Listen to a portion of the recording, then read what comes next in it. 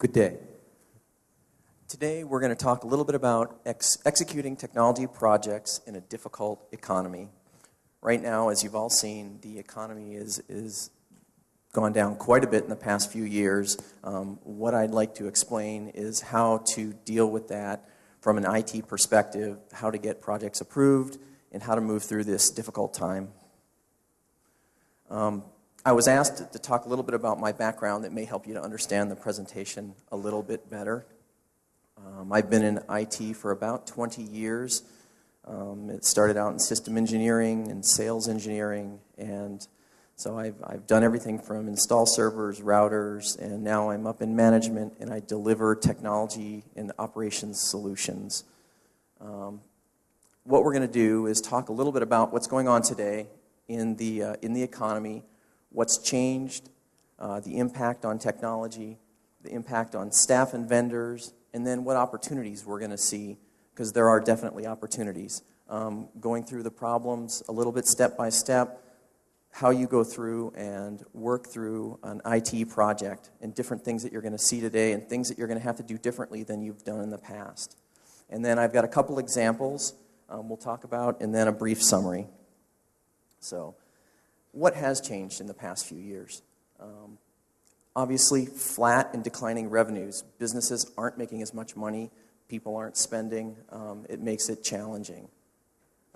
Layoffs and staff reductions. That's a big deal because it creates, not only does it create stress in the company, it creates stress in your IT staff. Management boards are much more risk averse. It used to be much easier to get projects approved. Now it takes a lot more work. It's much harder for companies to get credit. So even if your company, some companies do have money, but sometimes if they need to source that money for projects from outside the company, it's much more difficult.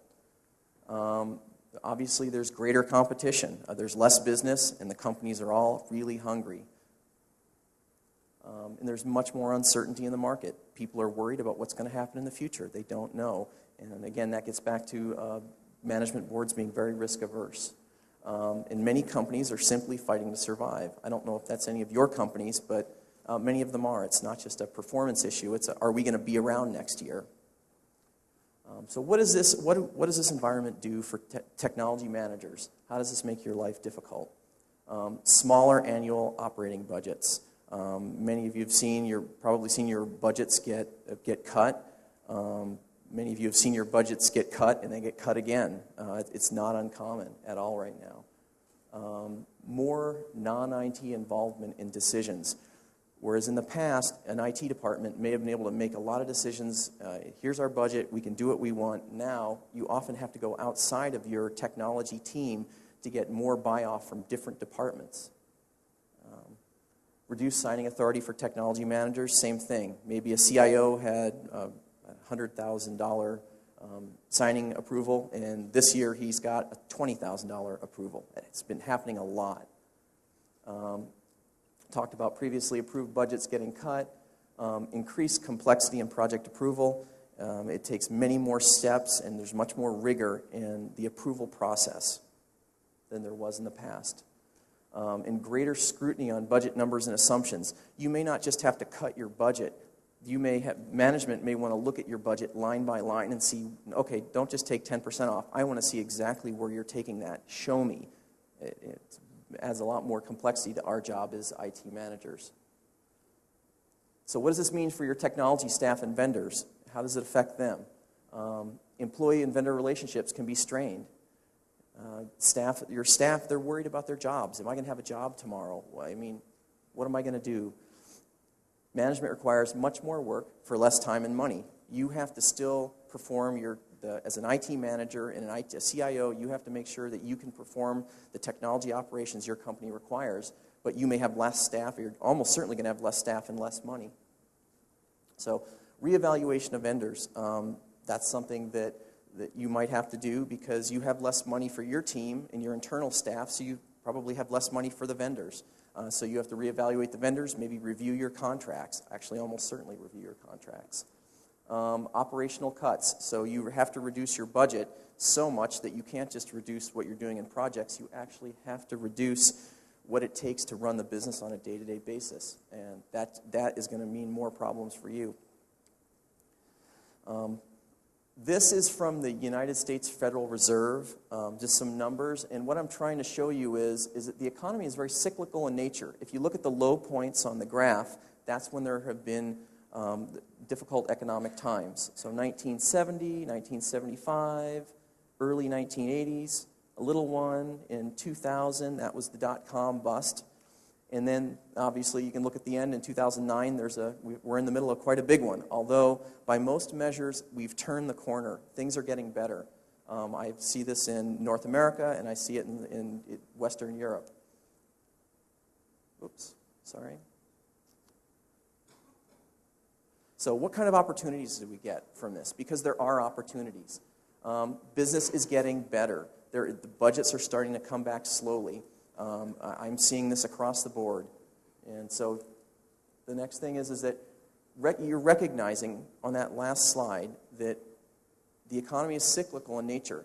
As a CIO or an IT manager, you have to realize that you're going to have good times and bad times. It's not the end of the world. You just have to make it through this time and move on.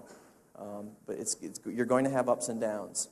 When you're looking at choosing projects, look at projects that are more of an evolution than a revolution. And by that I mean, don't choose big, giant projects unless you have to. Try smaller projects that are easy to get a quick return on.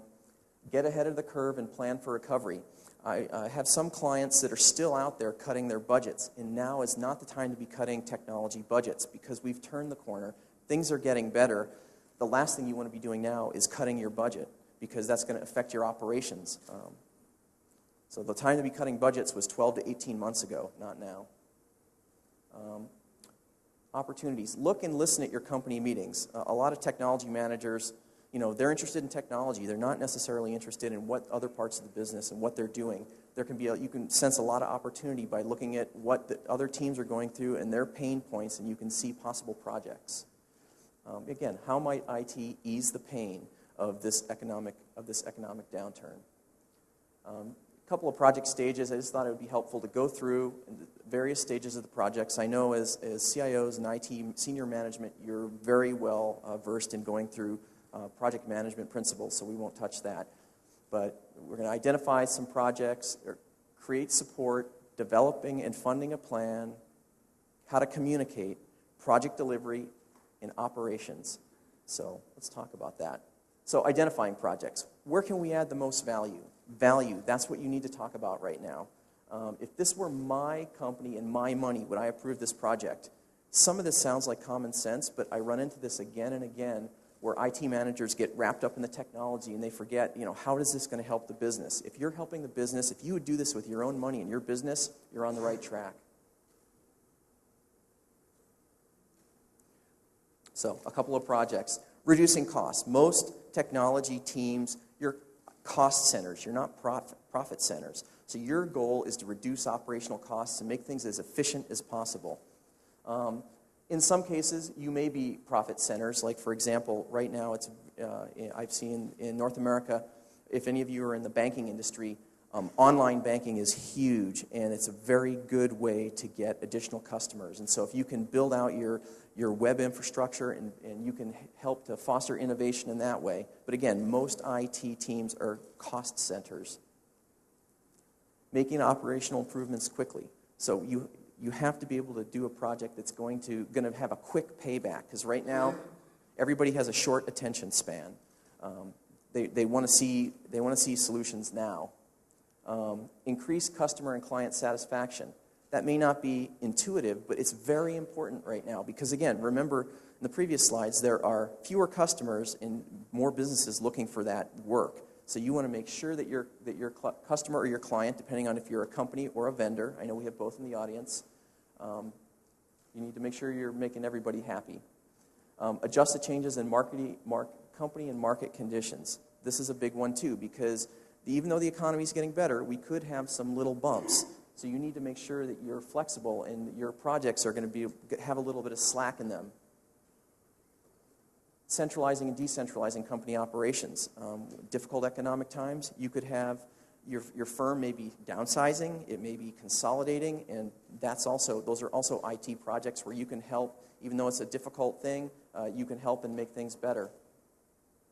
Enhancing employee satisfaction. That may also not be very intuitive. However, right now your employees are really stressed out at the companies, and anything you can do to make their jobs easier will help out. These people are working harder, they're doing more with less time, and maybe even for less money. You want to create support for your project. This is what you want your team to be, or your company to be able to say about your technology team. The IT department is aware of our budget, understands my team's needs, and is always responsive. It's a big deal. So you're creating support. Identify the stakeholders in your project. So you have some ideas on what you want to do. Figure out what other teams are important and what other teams have a stake in your project going through correctly and working out, and make sure you make contact with these people. Build the relationships with these other stakeholders. A lot of IT teams, they're very insular. They don't like going outside technology, but you need to, and this will be a constant theme throughout this presentation, technology senior management needs to sell. You need to sell your solutions to your senior management. You need to sell it to your peers. You need to sell it to everyone. So build those relationships. Again, manage up, down, and sideways, just what I talked about. Promote a customer-friendly IT team. This can be challenging because as you may know, a lot of IT professionals, programmers, they're not always the most social people in the world, the most friendly, but it's very important to make sure that you at least have some people on your team that know how to interact with clients and customers. Understand your other department's business. Make sure you really know what's going on in the company and you understand what each team does in the company and how you can help them to be successful. Guide people through the technology. A lot of people you're talking to, they're not technology experts, so don't try to get too technical. Help people. How can I use the technology that's available to solve business problems? Okay. Developing and funding a plan. How do we absolutely, without question, deliver on time and under budget? This is not a time when you want to say, oh, we're 6 months behind or we're over budget. That's not going to go over well right now. So make sure you plan that you're absolutely certain you can get through this. When you're going and delivering the project plan, make sure you give people choices. I don't know if any of you have kids, but if you give kids choices, it makes your life easier. It's the same thing with the board of directors. Give them choices. Here's the project. Here's what I want to do. However, here's a couple different options. What would you like to do? Understand the business drivers. Understand what's driving the project. Understand the money behind it. Find the money. Understand the finances. Senior IT management, you have to become financial people as well. You have to be able to do many things. In addition to relationship management, you have to understand the money. You have to look at the balance sheet and understand the finances of your company. Setting up interdepartmental teams. So when you're going through a project, what you want to do is have different people from different functional groups. Finance, marketing, whoever the project is touching, set up a group, set up regular meetings. Everybody gets to know each other, and they communicate freely. That's your schedule and maintain regular meetings. Be aware of company and department changes. This could affect your project. Keep briefings as simple as possible. When you're meeting these people, don't try to impress them with your incredible technical knowledge. Keep it simple. Don't be afraid of communicating setbacks. This is important, and this is a very cultural thing. Right now I'm working with Asia quite a bit. I have clients in China, and they don't like to communicate bad news, and it makes it very difficult. So as much as you possibly can, don't make the environment such that people are not afraid to give you bad news. Because if you have bad news, figure out what it takes to fix it and move on. Communicating. This is also very important. Microsoft SharePoint is a great product for this. I just put this up because any way that you can keep in constant communication with your peers, with people in other departments, let them know what's going on in your team, it always helps. And SharePoint, this is something we put together for performance reporting so everyone knows what we're up to, what projects we're doing, how the projects are going. Project delivery. Your reputation is at stake. You absolutely, again, as we said, you have to make sure that you're delivering what you promised to deliver. be in or at or under budget, monitor your vendors. In these difficult economic times, if you have vendors working for you, guess what? They may be under financial pressure. They might be close to bankruptcy. You need to understand that. You need to understand what kind of condition they're in and make sure you plan appropriately. Again, accept responsibility for your mistakes. Take corrective action. Expect changes. In these difficult times, things are going to be changing constantly. You need to be aware of what's going on in your company again. Post-project operations. You need to make sure that your client, and this is true many things, whether you're a vendor or that you have an internal technology team, you need to make sure that whoever you're responsible to delivering that project to understands that you're absolutely committed to making this work. It's not like you're just going to deliver the project and then walk away. If you need technical support, call us. We want to make sure this works for you and this solves your problem, your business problem.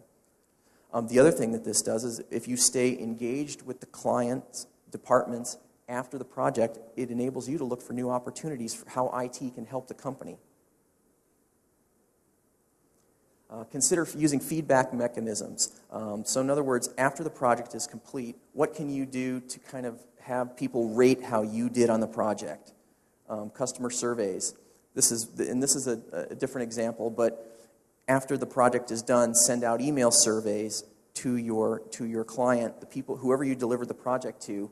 And this is a typical email survey, and there's a link in there to, thank you very much, we completed this project, we hope you're happy. And the link takes you to, and this is a customer survey. This is very important for a couple of reasons. Number one, it lets you know how you did, because you want to identify ways that you're constantly trying to improve your technology team. Okay? So this is very important. How did I do? Do I need to do anything better? And two, it makes the company or your client feel that you really care. I want your opinion. How did I do? Did I do okay? Here's an example. I got two examples of projects. This one is a building automation system project upgrade. This building automation systems, as for those of you who may or may not know, it controls all of the systems inside of buildings: heating, ventilation, air conditioning, electrical systems, lighting, security systems maybe. So this is a project that I'm doing right now, and this is for about 123 buildings. I think it's a little over 1 million square meters, and we're upgrading the building systems. So here's some of the challenges we ran into, and this is something that's going on right now. Challenges. I need $1.2 million to fund this project. I only have $400,000 in the budget. Uh-oh, what do I do? So I need $800,000. Where am I going to get this money? I mean, right now, and not only that, but they're looking to cut budgets. So how do I handle this? I mean, the problem, building automation systems, it's not a very high visibility project. Doesn't sound exciting, especially to people. This is a technology company. They're not that interested in what runs the air conditioner in their buildings, but it's critical to the business, so you have to communicate that. It's not an exciting project. The budgets are cut. Our primary vendor, the vendor who provides these systems, is not very flexible. It was quite expensive and generally difficult to deal with. And again, there are a lot of complex IT security issues in this because it's a very, very secure campus. So it just adds to the complexity, all the problems. So what do we do? How do we handle this? First of all, create support, a management awareness program. So we developed something where we invited some of the senior management to take a tour of the buildings and actually look at open the doors behind the office and look what runs the building. Huge diesel generators, giant air conditioning units. And they got to see how important this stuff is, and we can go through and show them, hey, this is vital to your business. So the money part. We partnered with our energy management team. I needed $800,000 I did not have in my budget. So what do? All right, well, this is building automation systems. Gee, we can save money because we can save energy. And there's actually energy management and energy savings right now in North America is a huge, huge project opportunity for projects. Energy costs, and maybe it's the same in Russia, are going up, up, up. So project you can do to cut energy consumption, it's great. So we found this team. They were so excited about our project after we told them about it. They donated $800,000 of their budget to us to get this done. We went to the vendor, the primary vendor of these building automation systems, and these are very proprietary systems, so you don't have a lot of choice on who you go to. We got them to reduce their pricing a little bit, and we will be a model client for you. You can use us in your literature. I will give you good reviews. If you have potential clients, I'll talk to you. I need you to give me some money back. I need to save some money, but there's something in this for you. And they agreed. We outlined the risk in not completing this project. Very, very important. So again, building automation systems, how can that really hurt the business if that's not working? People get a little hot, a little cold. Well, if you have a sensor in a room that is showing the room is overheating, and your building automation system is very slow because it's overloaded, if that overheat sensor gets too hot and no one notices it, you can set off the sprinklers in that room, and you could drown $10 million worth of servers in a minute, gone. So there was high risk. Again, that was part of the management awareness. We sold that to them, and they were happy. So there are ways to go about in getting your projects funded. Here is another example. This is a little bit different example. This is, what do you do when you're in the middle of a project and suddenly there's a huge financial problem at your company? This is a project I'm still working on. It started in early 2008. Our client opened up some building campuses in China. So for a Chinese subsidiary. So our job, create a work order application, localize it into Chinese, and deliver all the operational systems for supporting the buildings. So we did this. Okay, and there's some nice pictures of the buildings down there. And I just had to show you this because this is what I spent 3 or 4 months working on. This is localizing. This is a software as a service. This is a work order system. We actually localized it into Chinese and English. So everything was going great. We were doing well. We were under budget, on time. Oh, we had some problems. Economic problems came. We started in January 2008. Unfortunately, the people who were building this building, the contract was given to the lowest bidder. So advice, if you're a vendor, or excuse me, if you're a company and you're looking at vendors, don't always choose the low bidder because it can really come back and bite you later on. We chose the low bidder. We started experiencing significant quality issues in the facilities themselves. So this bidder, they're building these buildings, and the buildings are really bad. There's a lot of problems with them. At the same time, September 2008, the market's crashing in North America. Really bad. Budgets are getting slashed. Everybody's nervous. What do? Well, at the same time, our expenses are going up because our vendor's not doing a very good job on the construction. Not only that, but the vendor themselves are having difficult economic times. As I mentioned, that's very important to keep track of how your vendor is doing. You want to choose a really solid vendor. So our expenses were going up. And we are under pressure to make large budget cuts. So we're getting squeezed from both sides. Our expenses are going up, but at the same time, they're trying to get us to lower our expenses, and we have to deliver this project. So what do?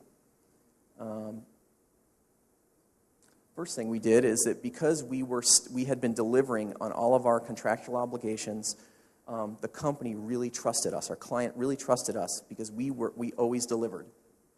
So what we did is we knew the client was having some financial difficulty, so we said, okay, we'll accept a temporary reduction in fees because we're your partner and we're in it with you. We want to be your partner for a long time. Only a temporary reduction in fees, mind you. They were happy with that. They said, okay, you cut out your fees. We like that, so we're going to give you more work. So we got more work. We gained corporate-wide recognition. They were so happy with us. It enhanced the business relationship with the client, and at the end, we wound up with much more business than we had in the first place, and the client was happy with us. So, in summary, the projects you choose have to make economic sense. There's no way around that. Not right now. There's no projects that are just because they're high technology and they're exciting. That's not what you want right now. High visibility, quick return on investment. That's what will make it easier for you to sell it to your board of directors. Again, managers need sales skills more now than ever. I think you always need them, but now you have to be really good. You have to be able to sell this, and not just sell it in the beginning. You're selling the project in the beginning, you're selling it in the middle, you're selling it at the end, you're selling it afterwards. Again, build and maintain strong relationships with both employees and vendors. Again, have a good environment with your employees, have strong relationships with your vendors. Very, very important right now. Again, select strong, proven vendors. Use common sense. Again, if this were your money in your company, would you do this project? Make sure you feel comfortable with that before you go to your board of directors looking for an approval. Your reputation is important. Communicate. Always communicate. Don't be afraid. If there's bad news, tell them. If it's good news, tell them. Communicate. You cannot over-communicate.